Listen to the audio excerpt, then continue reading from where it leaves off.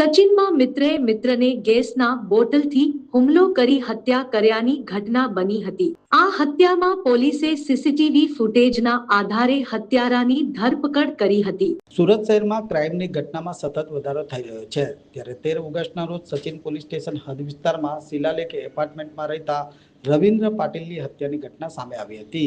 રવિન્દ્ર મૂળ મહારાષ્ટ્રનો વતની હતો અને અજાણ્યા ઇસમ દ્વારા રવિન્દ્રને માથામાં તેમજ કપાળના ભાગે ગંભીર ઈજા પહોંચાડી તેની હત્યા કરવામાં આવી હતી।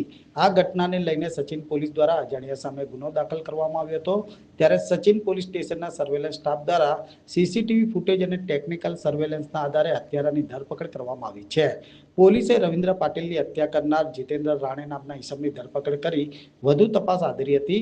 આરોપી જીતેન્દ્ર અને મૃતક રવિન્દ્ર પાટીલ બંને મિત્રો હતા। આ બંને મિત્રો વચ્ચે કોઈ અજાણી સ્ત્રી સાથે શરીર સંબંધ બાંધવા જવાની વાત થઈ હતી।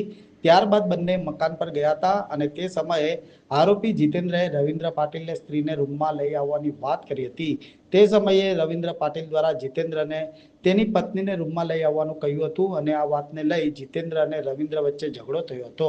આ ઝઘડામાં જીતેન્દ્રએ રોષે ભરાઈને ગેસનો બાટલો રવિન્દ્રના માથાના ભાગે માર્યો હતો। આ ઘટનામાં ગંભીર ઈજાના કારણે રવિન્દ્ર પાટીલનું મોત થયું હતું। રવિન્દ્રના મોત બાદ જીતેન્દ્ર રાણે ઘટના સ્થળ પરથી ફરાર થઈ ગયો હતો। हाल पुलिस ने जितेंद्र की धरपकड़ करी વધુ તપાસ હાથ ધરી છે। सूरत के सचिन पुलिस स्टेशन में शिलालेख अपार्टमेंट में एक इन्फॉर्मेशन मिली कि उसमें रहने वाला जो आदमी है रविंद्र कुमार संतोष पाटिल, ये उसकी डेथ हो गई है और रूम के अंदर ब्लड बिखरा हुआ है, ऐसा पुलिस को इन्फॉर्मेशन मिला। तो एफएसएल की टीम के साथ में वहाँ पे जब जाके चेक किया गया तो उसके माथे में, कपाल में बहुत इंजरी हो रखी थी और पूरे रूम में ब्लड फैला हुआ था। उसके बाद में सीडीआर मंगवाए गए, सीसीटीवी फुटेज देखे गए तो एक जितेंद्र कैलाश भाई राणे करके व्यक्ति है जो लेबर कॉन्ट्रैक्टर का यहाँ काम करता है और मूल रूप से खरगोन मध्य प्रदेश का रहने वाला है। ये एकमात्र आदमी था जो वहाँ से बाहर निकलता हुआ सीसीटीवी फुटेज में दिखाई दिया तो उस अपार्टमेंट में से। तो इससे पूछताछ की गई। पहले तो इधर उधर की बातें बनाता रहा कि मुझे नहीं पता है, वो बाहर गया था कहीं, उसका किसी लड़की से अफेयर था, उसका हस्बैंड उसको मारने की धमकी दे रहा था, इस तरह की बातें करके पुलिस को गुमराह किया।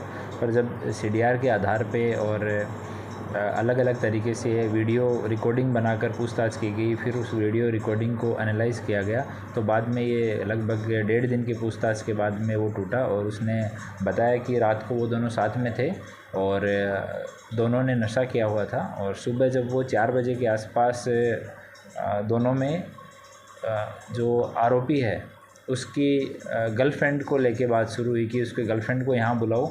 बाद में मरण जनार जो है उसने नशे में उसकी वाइफ का और उसकी बेटी का नाम लिया कि अगर गर्लफ्रेंड को यहाँ नहीं बुला सकते हो तो अपनी वाइफ को और बेटी को यहाँ बुला लो।